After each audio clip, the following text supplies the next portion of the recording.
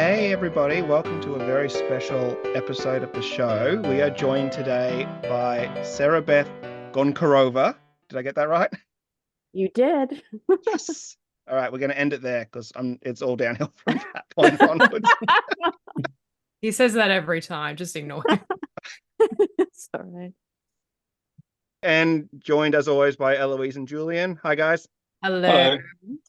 So Sarah Beth is, and you've got a very long list of accomplishments. So she's an author, artist, composer. Have I missed it? Animator? Yeah. Have I missed Perform all the anything? voices. Voice actor? Well, it's general pain in the rear end, I guess, for people. No, I think you got it. Yep. That's it. Well, I'm sure if I've forgotten anything, it'll come up throughout. So thank you so much for coming on. And Thank especially you. all the way from, was it Connecticut you're currently in? Yeah. About 2.5 hours north of New York by train. nice. New York City by train. This is going to sound really silly, but I know about Connecticut because I grew up reading the Babysitters Club novels. Oh my goodness. And they're all set in Connecticut.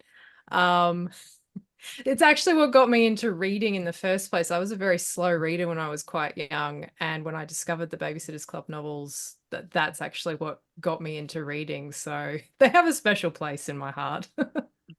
Whatever gets you reading, I just love it. I was into Encyclopedia Brown when I was a kid. Did you read those? Oh, I don't think we had that, did we? Every chapter, or no, every book was a mystery. Oh, okay. I don't think we really had that here in Australia. No, I haven't heard of that one. I'll send some to you. They're really fun. Oh, yeah, definitely. We definitely had Babysitters Club. I grew up on Goosebumps. Yes. Goosebumps. That was mine. 3 investigators for me. And your children's novels are all about getting young kids into reading, isn't that the case? Yeah, they are multimedia. So for each book that I create, I also perform them. I do all the voices. I put together the sound effects, compose the music, and put it all together. So the voices have to feel natural, what I can do, what I can pull off. But yeah, the whole point is, so like even emerging readers are not yet reading, they can listen along and enjoy.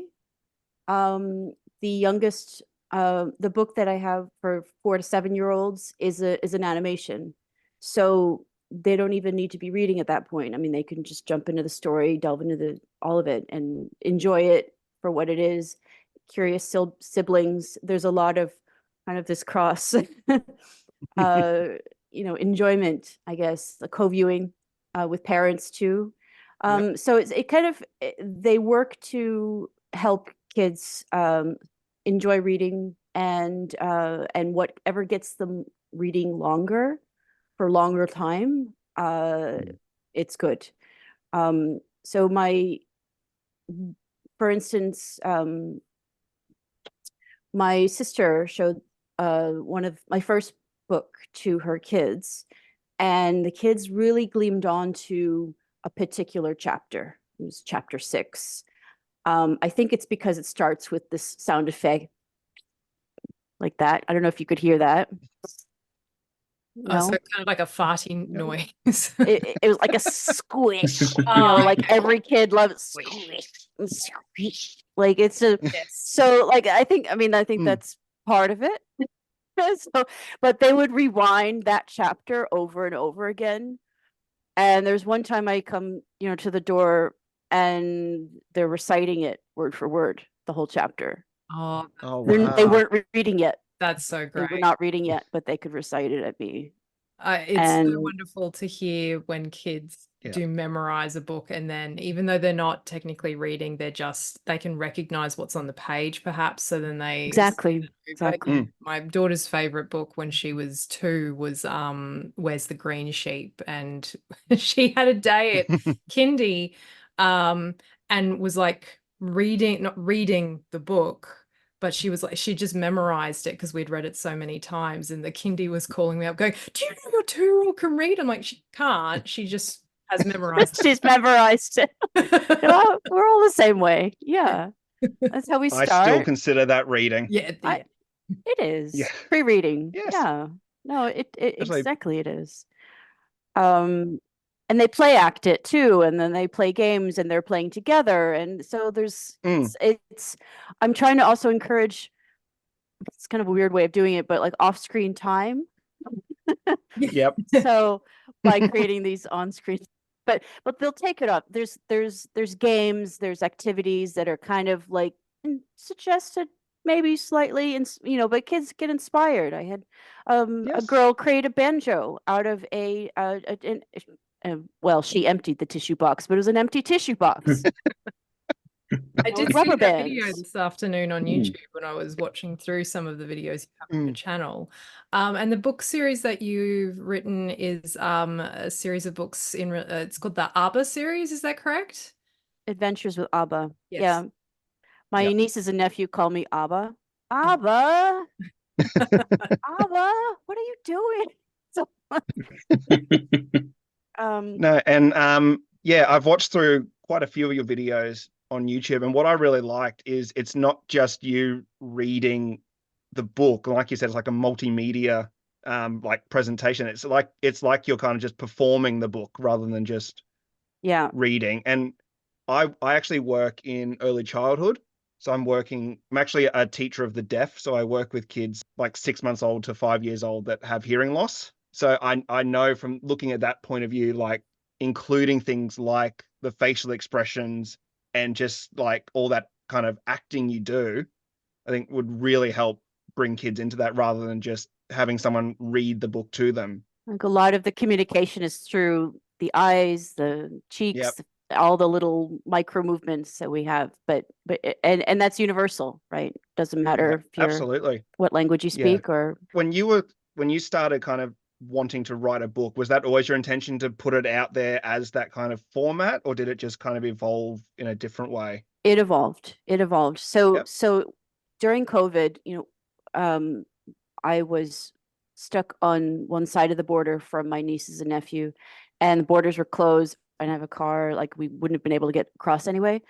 For a very long time. So we started doing Zoom chats together, just to give my sister a break. So she could take a shower, 3 kids. Oh yeah. Oh yeah. We've all experienced. So yeah, but Yep. but we started telling making up stories, these adventures, and those evolved into the stories that are in the book Curious Cave. So like jumping on hot lava, like this, or going up with the pterodactyl up into the sky and crossing the ocean, seeing the whales, seeing the dolphins and things. Like these are all things that we kind of came up together. And then one day I got the bright idea of bringing my keyboard to the kitchen table, and I was just kind of playing along. And something just like magic happened, something with the music just allowed things to just fly, just sing. And it also, it engaged them. And I realized like how much music and sound effects really engage kids. And I feel like that's where the magic really happens. Yeah. It was when I was started to create in the creepy cave, I started to create a soundscape for the cave. And so I was like listening to like these drips, and it didn't really take much, but was able to create this. I felt like I was inside the cave, and so did the kids. And it's like, we're there. It's magic. Like we're both there in this cave just from this tiny little sound effects. I did listen to that chapter this afternoon, and it did feel like, wow, like it definitely did sound very cave-like. Yeah. I thought it was very impressive. But I'm assuming because you've done the production all on your own. Yeah, it's just I put a little bit of maybe reverb, it was just a little bit of echo on the voices for that chapter, just to it's so slight. I don't think you really wouldn't pick up on it, but it was really those extra, just the little things that really make a difference. But you can create this magic, this whole other world, which I didn't really realize that could do that just with sound. I mean, you guys obviously you're creating a podcast, so you know. But We need more sound effects, Brayton. Okay, when I'm editing this episode, I'll chuck in some sound effects Make it sound like we're in a cave. during this. you have to add in the squish part. Yeah. I'll get an extra special squish just for you. Thank you. Yes, I need the Sarah Beth squish. I was going to ask as well, but you've probably already rather answered the question as to who the characters in the books are based on. So I'm assuming it is you and your nieces and nephew. Is that correct? Yeah. I have 2 nieces and a nephew. Sophia, who was going by So-So, but now she prefers Sophia now that she's older. Excuse me very much. But the character So-So, so is she in the tween teenage area there? well, no, she's 8, but kind of going on 12, 13, I would say. Yeah. It's when you go to school, I think around first, second grade, maybe second grade, really, it's kind of like there's this boing, and they just grow up all of a sudden. Just like, what happened? Where was my baby? So my son just hit high school this year. He's 12 years old. I'm still getting over it. And it was like, we went out for a walk today and it was just suddenly like, oh my God, where did my baby go? Like he's as tall as his mum now. I was going to ask if he's taller than you. Not me, but he will be. He will be. The way he's tracking, he will be. A few weeks, yeah. Yeah, what is it? How do they grow like a foot like in a day? Like, how is this possible? What are you feeding them? So with wanting to write children's literature, was there anything specifically that inspired you to do that? Or was it like you've mentioned because of COVID, had you wanted to sort of go into writing as a children's author before, or was this just sort of a happy happenstance from the pandemic? I was working on screenplays before. So for about maybe a year up until that point. And but they were more for, it's like drama, mostly adults. And but what I during COVID, I don't know if you heard reports over there, but like we started hearing them in maybe around springtime, I would say, like maybe April, May that year. People were talking about like there's probable reading delays, learning delays with kids that's going to happen. And everybody was homeschooled or just doing whatever they could at that point. And it's still real. It's very real. I hear teachers, would talk about it. So it's there's a bit of catch up to do. And so I just thought, like, this is something I can do to help.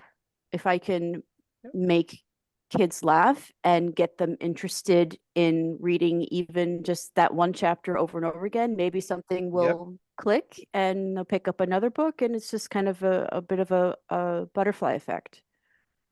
No, that's awesome. Yeah.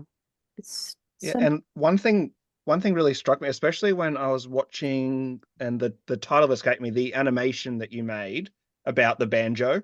Super Sleuth. Thank you. Yeah.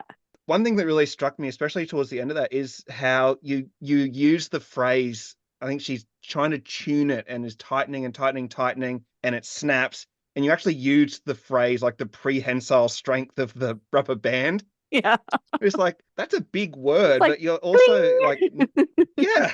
But I loved that you weren't like almost like talking down to the kids, like you're using words that are above what their vocabulary would be at. And more, working with a lot of young kids as I do, I just love that. I had a 4-year-old, her mom told me that she started using the phrase, "This is preposterous."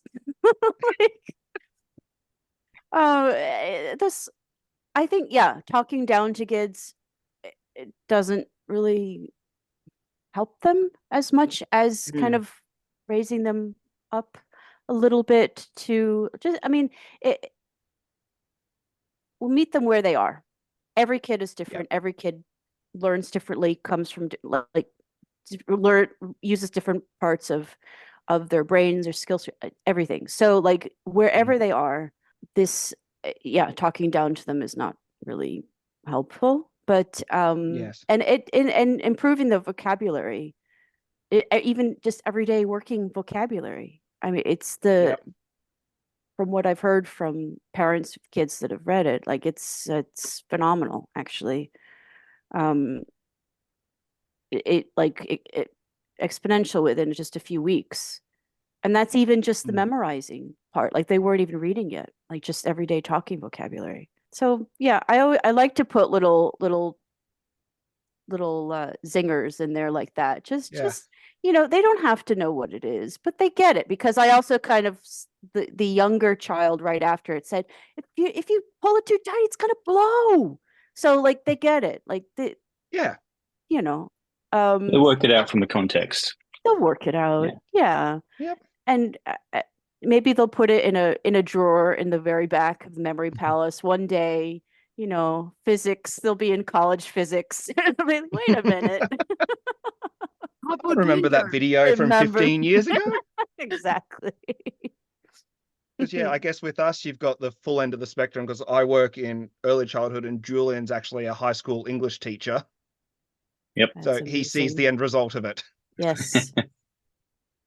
So I wanted to talk about because I'm always interested in writers, I guess, writing routine, things like that. So when you like, I guess, do you get like a spark of an idea or something that develops organically? What's kind of your routine to get that idea into a book? Like, do you sit down and do it in one hit, or do you like kind of play around with it amongst other things? I'm a very slow writer. I have aphasia, so I lose words constantly, depending on how much coffee and sleep I've had. So today might not be a good day because we got you up so early. Exactly. You're gonna have a lot of like ums and pauses to lead out the audio. Oh, exactly. But so I have to have patience with myself, because and I think this goes for everyone. You're learning a new skill, or you have to have patience with yourself. It's gonna just sound horrible or feel just bleh when you're first doing it. And so what I do usually is I just I'll set a goal for a day. I'm gonna try to hit 3 to 5 pages in a day. If I hit 3, and I'm tired, okay. If I hit 5, better. Like, all right. Like, but I won't. I won't. I'll put everything kind of on hold until I hit at least those 3 pages. Now that's just like the first draft, which I know already is going to be worse than horrible. So I will go over and over and over. And so, I mean, I'm a very slow writer. What works for me, because I was working on screenwriting before, is I actually, once I developed the structure, plot, all that, that's all worked out in like a map. But I will do it in a screenplay format, just because it's more like shorthand to get things in place. And then when I'm really happy with it, maybe I've practiced the voices at that point already, just to see what works, what doesn't work. And then I'll start adding things in, adding in narration, adding in the really funny parts, for parents as well. So it's a process, and you just have to be patient. So I'm a bit of a bonehead when it comes to things like that. And I will do things like every day. So 7 days a week, I will have to hit my 3 to 5 pages. If I'm editing, it goes up to like 10, and there might be some days that just can't manage, like maybe the aphasia is just doesn't work. Maybe I'm not feeling well, back hurts, whatever. Like usually I write laying down actually. Okay. Because of back issues. So like sitting doesn't really, I can't do that for very long. So we all have our things. We all have our little tweaks. Yep. And I guess when you were talking about developing voice and stuff, was there any kind of like, have you got, because I know you have kind of an art background as well, but do you have anything in performing the story, something you had to get used to? Or is there like some kind of, I guess you always get that, even if you're in it, you're just in a room by yourself doing it, there's almost like this weird embarrassment thing, I don't know, that I get sometimes. When you hit record, like there's always that that feeling of like, oh, you're on stage. Like there's a bit more pressure. Yeah. I know the three of us all met doing theater at university, so we all know that feeling. Yeah, I mean, stage fright is real. Yep. For everyone. I think I think you get used to it, right? Just with practice time. But it's always going to be there. So when I was a little kid, I started learning music. I had seen Sesame Street and Yo-Yo Ma and Itzhak Perlman, not on the same episode, but they were on Sesame Street at one point. And that would have been a great episode, though. I mean, but they were often like they came on regularly. I mean, it was amazing so like I fell in love. I fell in love with the cello. Like I was like, I have to learn this. I have to learn this. This is at 4-year-olds, I was like, this is my life. This is my life right now. Play a cello is bigger than I am.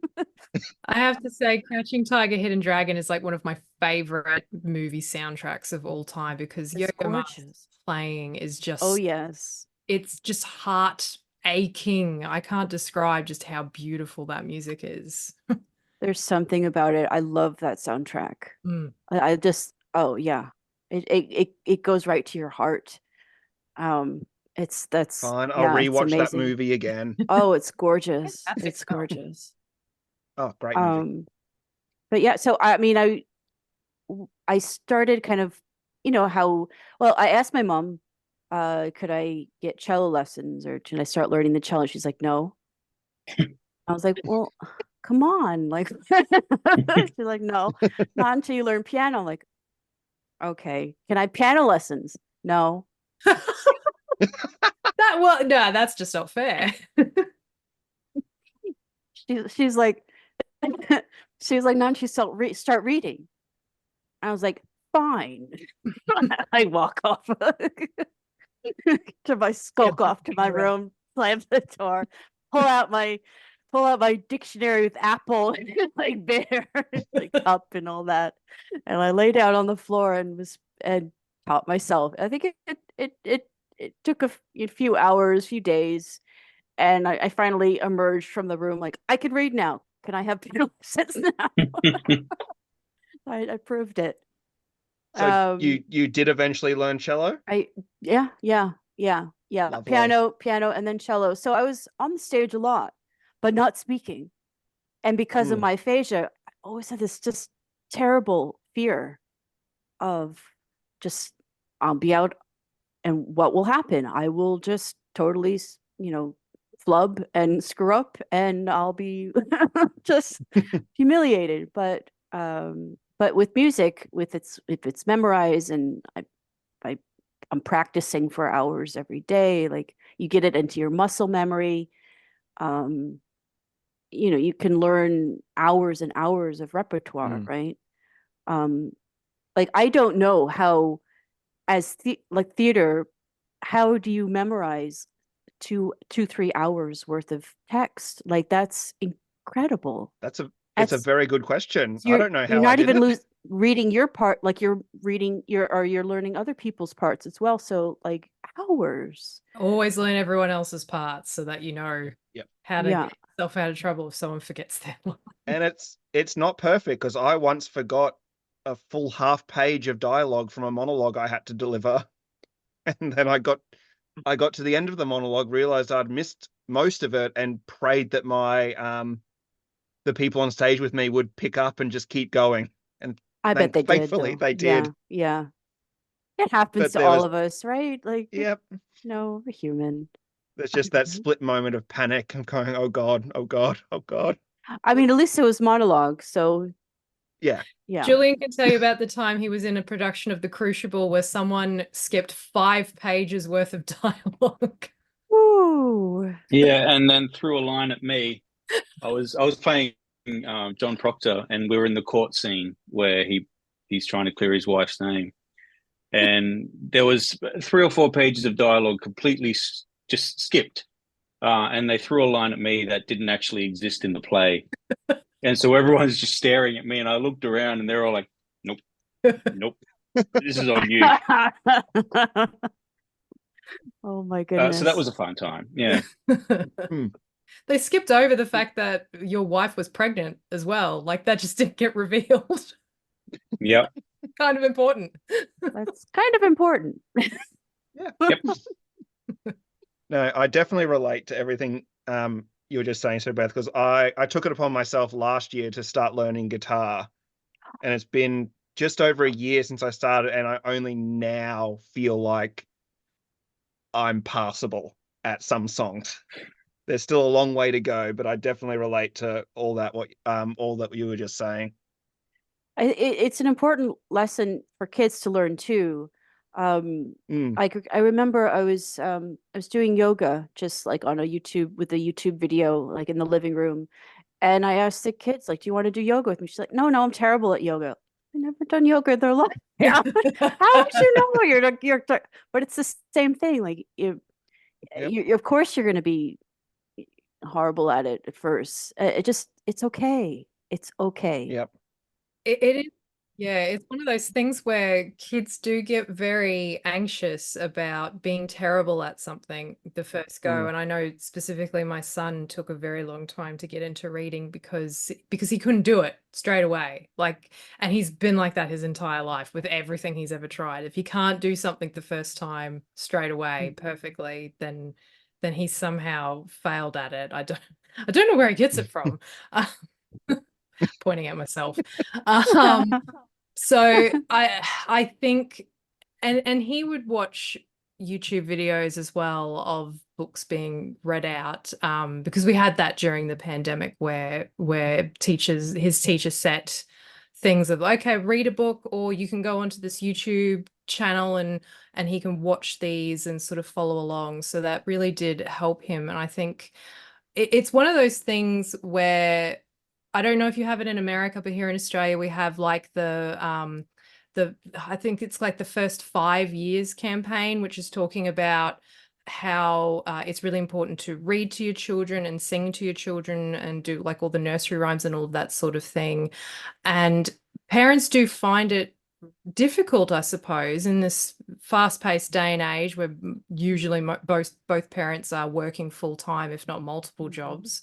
Yeah. It's very hard to sit down and read a story with your kid. And I think the idea of having specific books written that can be read out and performed on an online platform is so crucial for kids to be able to go to if perhaps they're not going to get the support at home to be able to read a book like physically in front of them. I think it would be a great tool. Yeah, parents, I mean, especially nowadays, with the economy and shrinkflation, I mean, 2-3 jobs. And I mean, I was a latchkey kid. You probably were as well. Like but it's getting worse. It's worse now than it was when we were. So yeah, there's not that so much time, and time is, our most precious thing that we have. So, but yeah, I do think that having that resource, that extra resource, I think it's a great tool for helping strengthen literacy skills in kids. And I feel like I mean, I might be a bit biased, but I feel like it's actually a better quality kind of screen time than, say, like playing video game or kind of watching like a cartoon that doesn't have much of all educational value. But I mean, I'm biased here. Like this is what I would have wanted as a kid, I think, Yeah. to have around. There can be just, I love being read to as well. And when I found like audiobooks that are free on YouTube, and then we have Audible, and it can be life-changing for someone who's perhaps finds it difficult to read or sit down for long periods of time as well. Because that's a skill too, just keeping focus for any amount of time, but starting with 5 minutes and then building up to 10 and then 15, like that, people don't realize that if you don't do it for a very long time, you lose that skill. I don't know if you've listened to previous episodes of the podcast, but I've sort of been describing my journey trying to read Moby Dick, which I just finished a few weeks ago after 5 months of reading it, because it was so hard to keep focused. There would be times where I could only get through 1 page a day. So it was very slow going. Brayton, on the other hand, started listening to the audiobook only a few weeks ago and like lapped me and finished it before I got through that thing in 2 weeks. Yeah. How many hours was that? I'm curious. How many hours? It was just over listening? 24 hours. Wow. And Okay. I've got about an hour commute to work there and back. So 2 hours a day I'm in the car driving, so I can get through it pretty quickly. Yeah. 2 weeks. You got it. Yep. And did you enjoy it? He did. I honestly did. I feel like audiobook was the right way to go for that book, because have you read Moby Dick yourself, Sarah Beth? Just the first page. There you go. I'll give you a hint. Just read I didn't get beyond it. Just read the last 3 chapters. You don't need anything else apart from the first page and the last 3 chapters. Call me Ishmael. Yes. Yep, that's all you need to know. There's a whale, there's a guy called Ishmael, and Captain and Ahab. Very, very probably ASD about boats and fishing.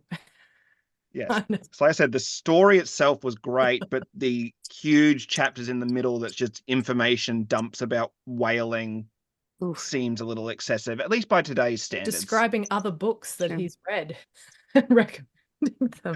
Anyway, that's a whole different rant. This is time before a delete button.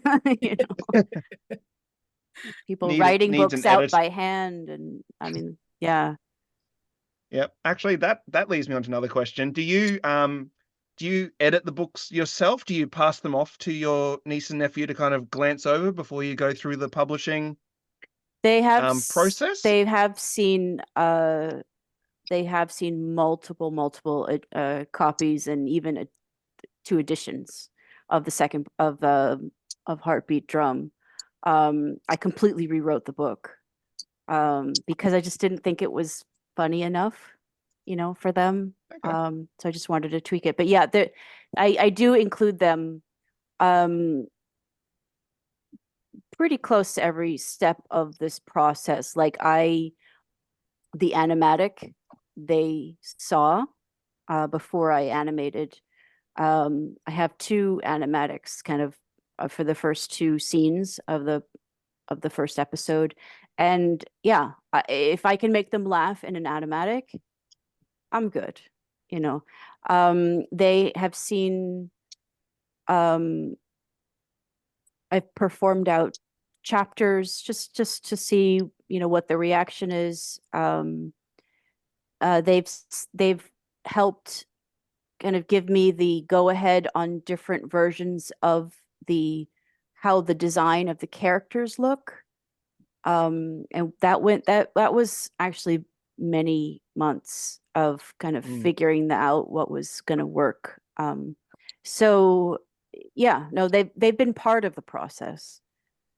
And I try to ask parents, like, can you let me know when kids, laugh a lot, or they trail off, or, let me know the time stamp, like, because that's gold. Like, I will definitely, the whole goal is to get them reading, right? You want to keep them engaged. So if they're trailing off, then. And kids can surprise you sometimes with what they will laugh at. Sometimes you think you've written the best joke and it falls completely flat, and something you thought was flat, they absolutely love. Yeah. And they're honest about it. Exactly. Yeah. Yep. Be your greatest critics there. Yeah. I know it. And potty humor never fails. Never. When in doubt, put in a fart joke. Exactly. Never fails. One of my son's favorite jokes out of like Despicable Me is the bit with the teeny tiny toilet. He just loves saying teeny tiny toilet and then laughing hysterically. So always put in any book you write, put in a teeny tiny toilet. There's a reason why Captain Underpants is done so. Absolutely. Loves Captain Underpants. Yeah. He actually wanted to go as Captain Underpants to Book Week. I'm like, no, darling, you can't go as Captain Underpants to Book Week. I'm pretty sure you won't be allowed in the school. I don't know. Do you have anything like Book Week in the US? Because here in the school system here, we actually have a dedicated week that is all about reading, and the kids are encouraged to dress up as their favorite book characters. Oh, wow. And there's usually, I don't know, at schools I've worked at, there's usually like a big parade on an assembly one day of the week, and they give out awards for the best costume. Oh, wow. So I don't know if you have anything like that in the States. There was Read Aloud Day, I think was March 2nd. I think Read Aloud Month is March. But yeah, but Book Week, there's Read Across America. That was Okay. I think everybody but it's only one day, but I think that might jumpstart the month. But okay. I just love that idea of dressing up like your favorite character, and that's magic. That's just magic. It's really good. And it always leads into the argument, like some kid will come dressed as Captain America. Yeah, there's like, does that count? Right. So technically, like, because we're very supportive of comics being like, comics are obviously a legitimate form of reading and whatnot, but like, I think most of those kids are just dressing up because they've seen a bunch of Marvel movies or DC movies and not totally into comic books. So yes. I have seen kids in cafes reading a stack of graphic novels like this, about 8 inches high, like just because their parents were doing had a Zoom meeting or whatever, like off to the side, but they just and they're devouring the books. That's wonderful. One after another. When I was one of the schools I was teaching at, my wife actually bought me a set of Shakespeare and graphic novels. And so that used to sit on my desk. So whenever we had silent reading time, kids could read whatever book they wanted.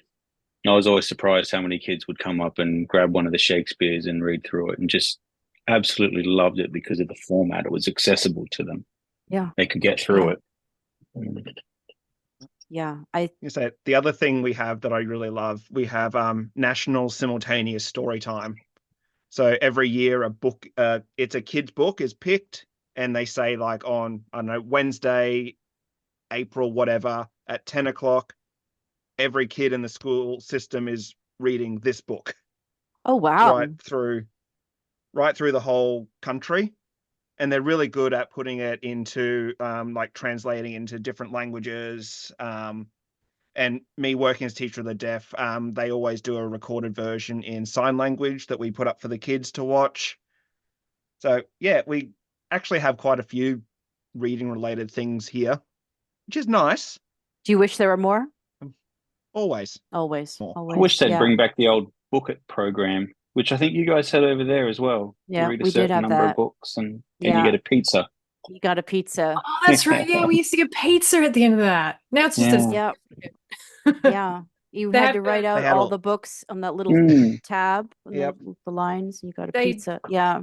Do you have Pizza Hut. peers. reading Yeah. challenge now. So the way the states work here in Australia, the head of the state government is known as the Premier, and in Queensland, which is where we are, we've got the Premier's Reading Challenge. So they get like, I think it's 8 to 10 weeks to read a certain number of books, and yeah, and it's set at like 20 books or something, usually as an average, and if you complete it, you get an official certificate signed by the Premier. Yeah. And they choose the books, the list of books beforehand, or do the kids No, get to it's choose the just list themselves? it's just that they read a book and then they write it down on the list. So there's no specific list for them to choose from. It's whatever they want to read, and then they just put it down. And for the younger kids, so for like prep, which is like the year before grade 1, prep and grade 1, and I think up to grade 2, that they don't necessarily have to read themselves. Like, it counts as if their parents read something, or if they actually go online and they watch an audiobook online, for example. Yeah, so I think it's a great program to get them into it. My son filled his up with Captain Underpants and Dogman books last year. So it's, it was legitimate. Yeah. Yeah. No judgments. If it gets them reading, that's the goal. Sarah Beth, I just want to talk about your kind of journey in your life, because you've done so much. Like, I think you studied architecture. Yep. If I was reading, you have a Wikipedia page, which is amazing. I did my master's was in architecture. Yeah. Yes. Yeah. So how do you go from like studying architecture to becoming really involved in like the art community and producing some really lovely artwork from what I've been seeing online? Was architecture like to pay the bills while you were doing art, or did you kind of opposite way around? It was architecture was a passion from a very young age for me. It might have been actually, now that I think about it, it might have been because I loved castles and like architectural history and languages and travel. Like, so it all. Yep. I loved the kind of creating a world, and I guess you're doing that with all of those things. With architecture, you're creating this environment. I mean, it's empty space, but it's, an envelope for the environment or the experience. With the art, flat work, like you can kind of jump in a little bit to pass the canvas. With the experiential artwork, I mean, that you're just, I love creating this magic world that you don't know, it's otherworldly. You don't know if it was made by an animal or what is this. Like, I love that. And then with music, I mean, you're creating worlds, right? And with writing, it's the same. So I think that's, I don't know what it is. I think it's the magic part. I feel we need more magic, don't we? We all need more magic in this Absolutely. world. Yes. So whatever way we can Yes. do it, we need more.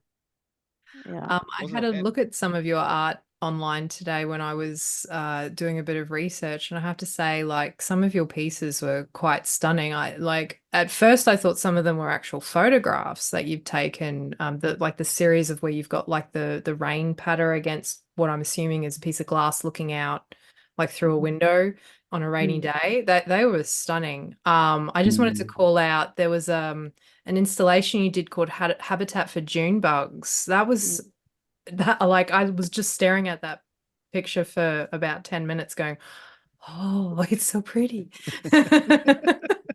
I think that was the first in that series. Later I learned a little bit. I taught myself a little bit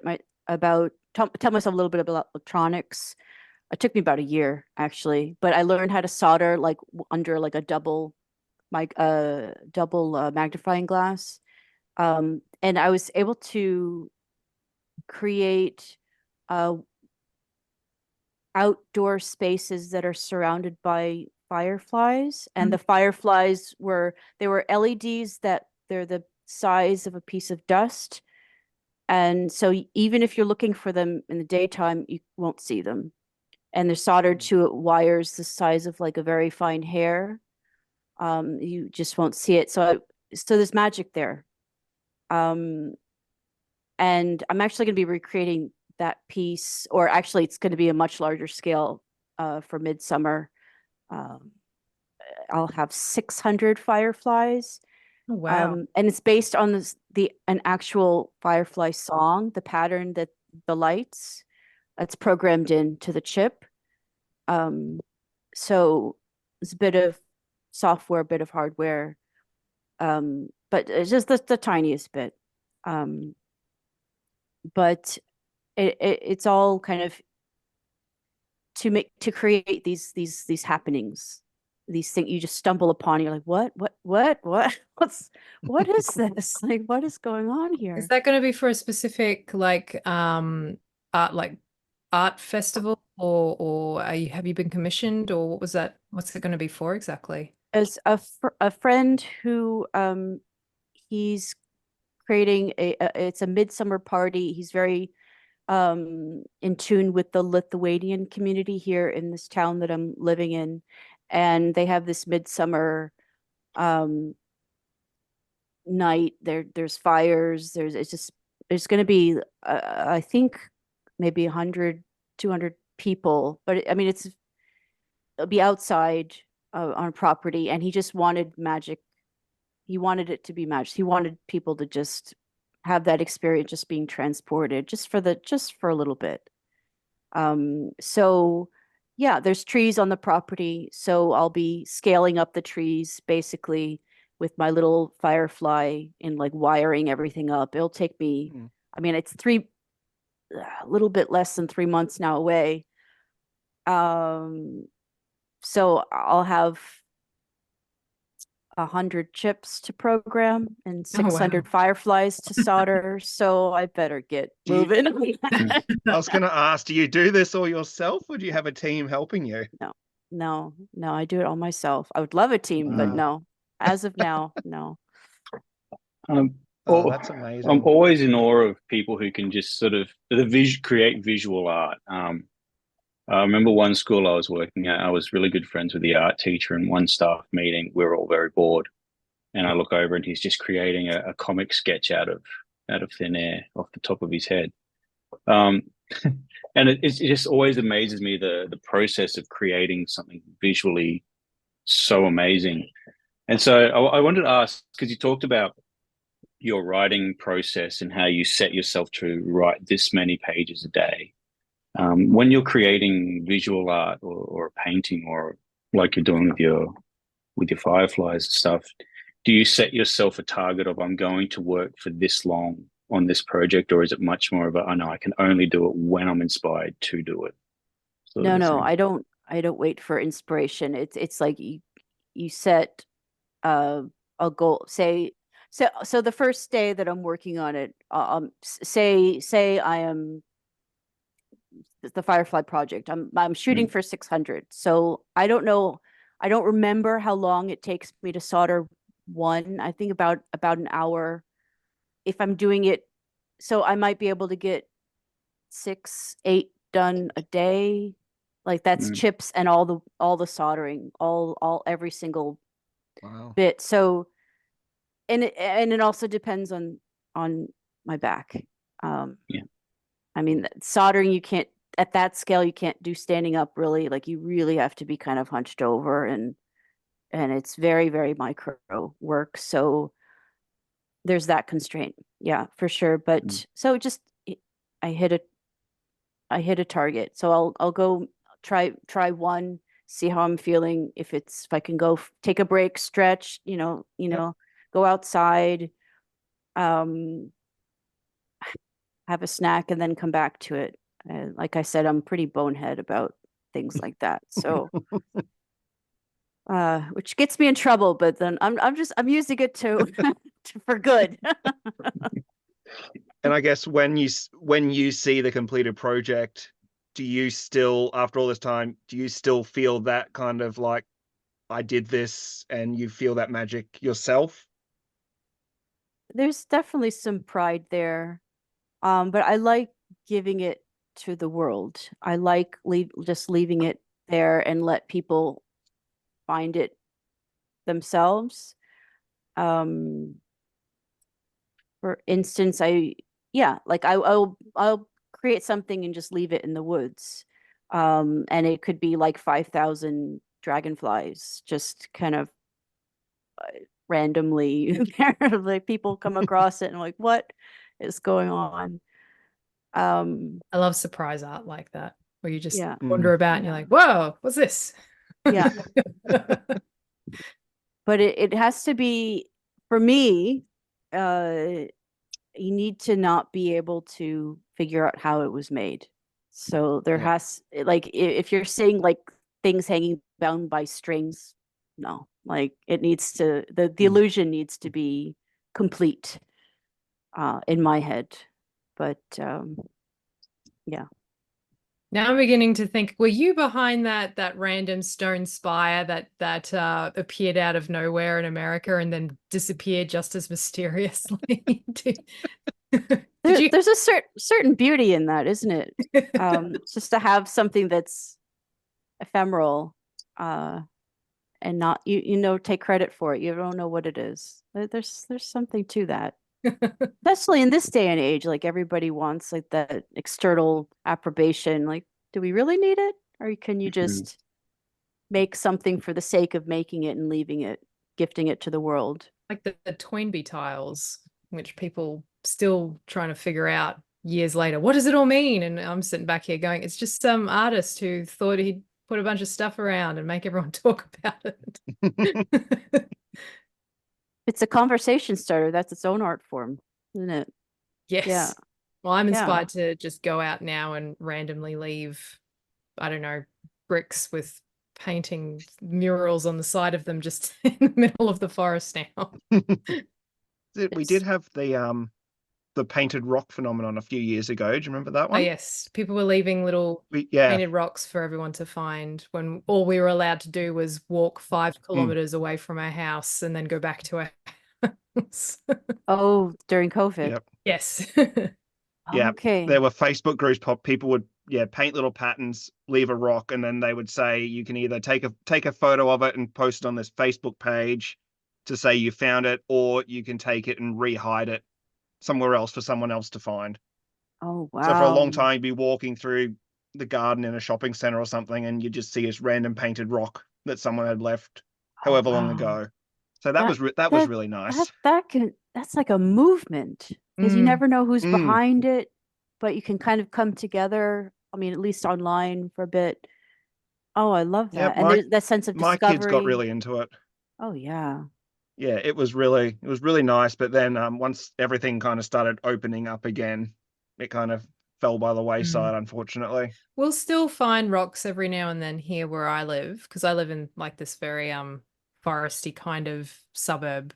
And some random person was even painting things on the side of trees. So if you did go for a walk, because I live somewhere that's close to a man-made lake, it's called Springfield Lakes, and there are many lakes here that are all man-made, but they're like surrounded by trees. And if you went for a walk around the lakes, people had been painting like flowers and ladybirds and things on the tree trunks. So you'd walk your kids and be like, oh, look, there's another one. They get really excited.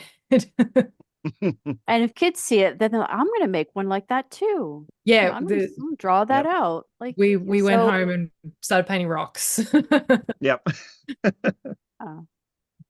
Yeah, I mean, just painting, just putting paint on a brush. I mean, that there's this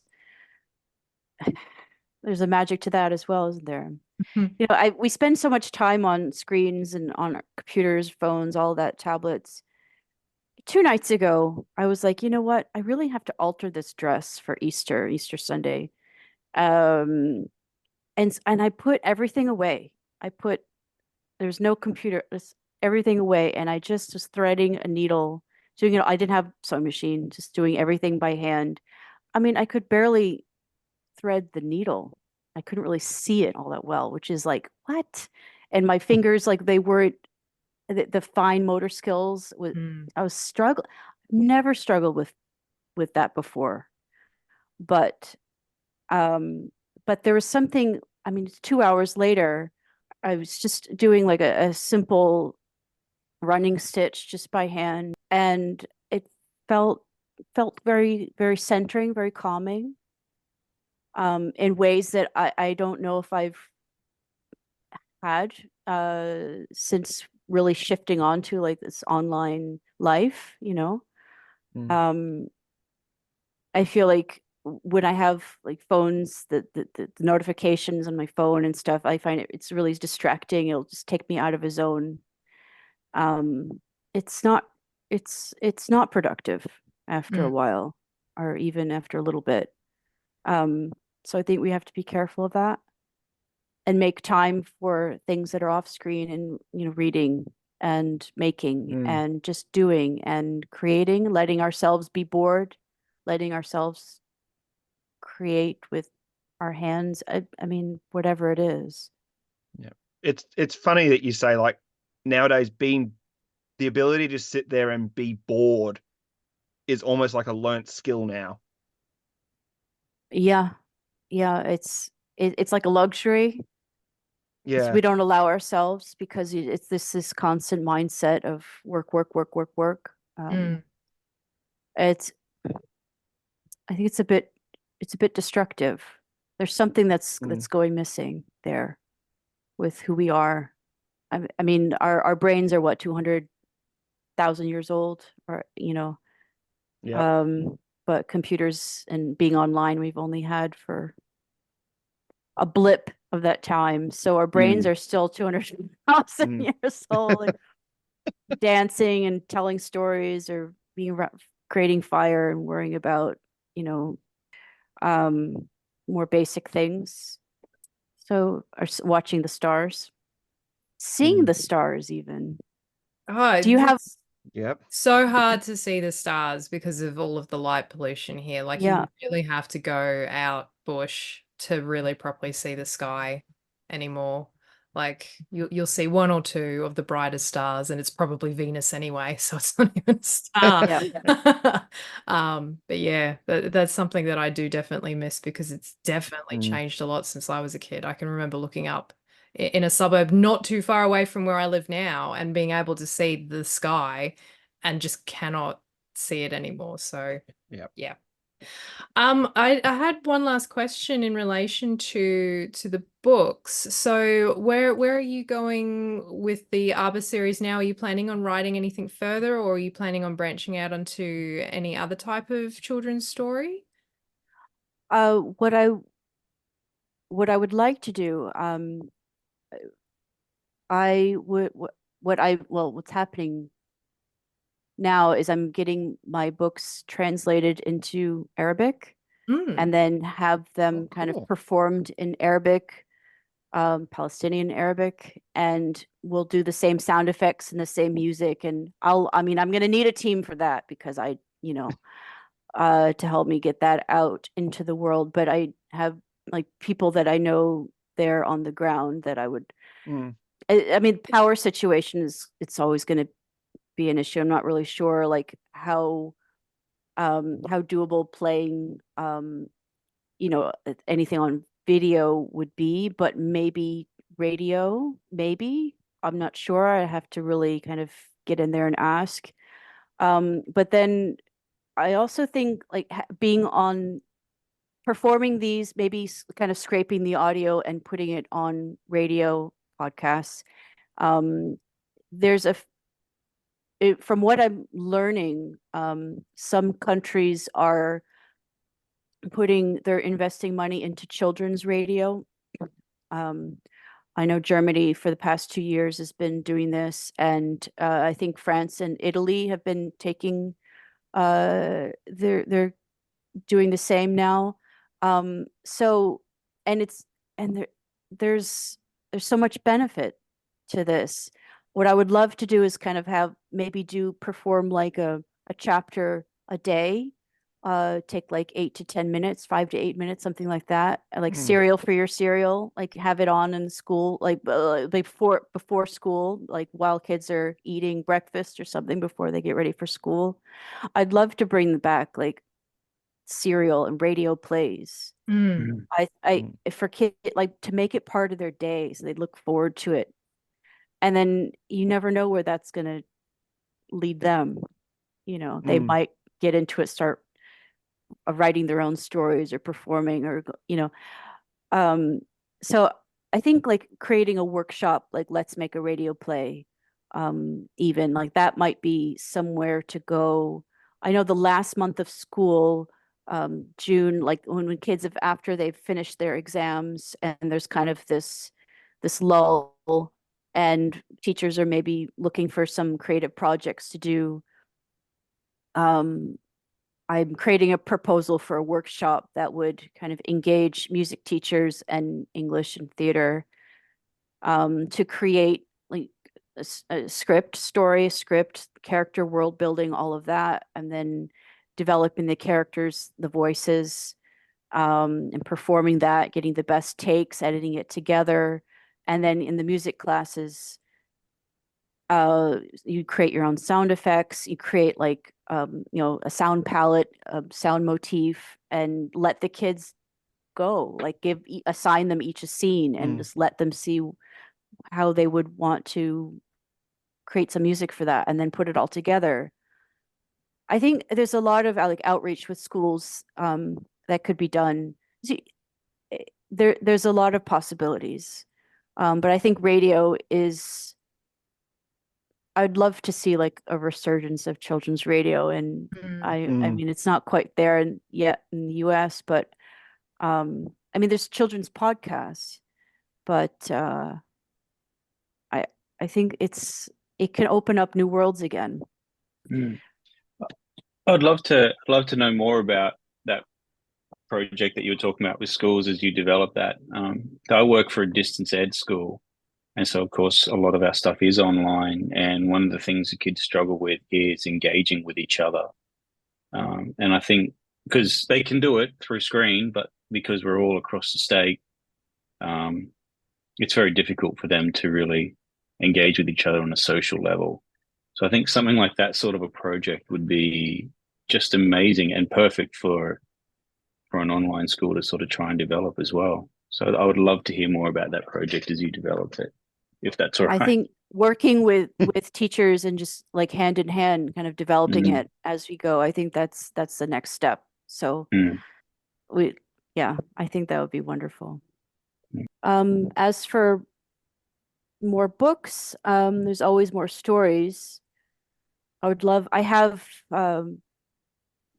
more animations in mind, but it takes, doing it on my own it takes a bit of time. Like that's like 8-hour, 10-hour, of straight animating, sitting at a computer, which is with my back is not so easy.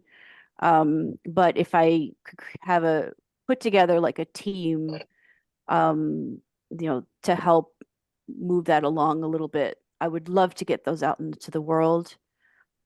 Well, but we'll see. I want to kind of see how things. I just want to see how things kind of work out, and how they're received, and kind of get feedback first, I think. And we'll see what makes sense, what kids need, what teachers need, what parents need. Yeah. But the end goal is to get kids reading and curious and creative and socializing and making life better, then I'm all for it. Yep.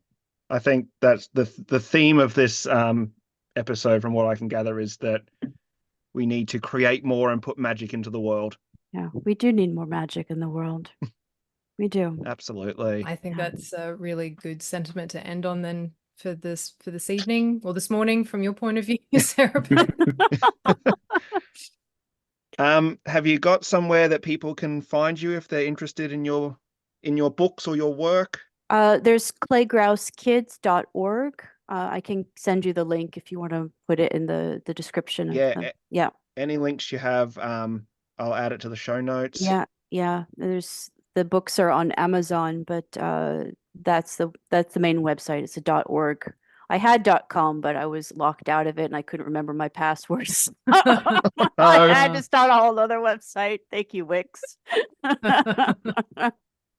Hate it when that We've all been there. Yep. Yeah. Yeah. Awesome. Well, thank you so much for your time. We Thank really you so appreciate you much. coming on. Mm. Thank you so much. It's a great conversation. It's amazing halfway across the world. Yeah. Yeah. Have you ever visited Australia? I have not. Closest I've Ah. been has been Thailand, but Close enough. no, It's not. It's nowhere near. but that's we were 12 hours, so you're 14 hours difference. So Yeah. little, yeah. No, I visited America when I was 4 years old. Where did you So visit? let's see. Well, my dad was studying for his medicine degree at the time, and he did a month at the University of Philadelphia. Oh wow. Okay. This was back in 1991, I think. So a long time ago now. But we kind of made it a 3-month holiday. So we flew over into Los Angeles and we visited Los Angeles, Orlando and Disney World, New York, Philadelphia, and a quick trip up to Toronto while we were there too. Did you visit the Addams Family house in Philadelphia? If we did, I cannot remember. The house that Charles Addams based the Addams Family house on. It's a real thing. Oh, really? Oh, that's Yeah. okay. I had no idea that was in Pink. Philadelphia. It's baby pink. I think I've seen Oh, photos really? of that. But it's the That's same amazing. house that yeah, it's really gorgeous. It's really something. And it probably Yes. was pink when they filmed it because it was black and white, and those types of colors showed up better in black and white, Yeah, apparently. maybe. Yeah. No, but yeah, I only have very vague memories of my time in the US, unfortunately. Oh, it's a shame.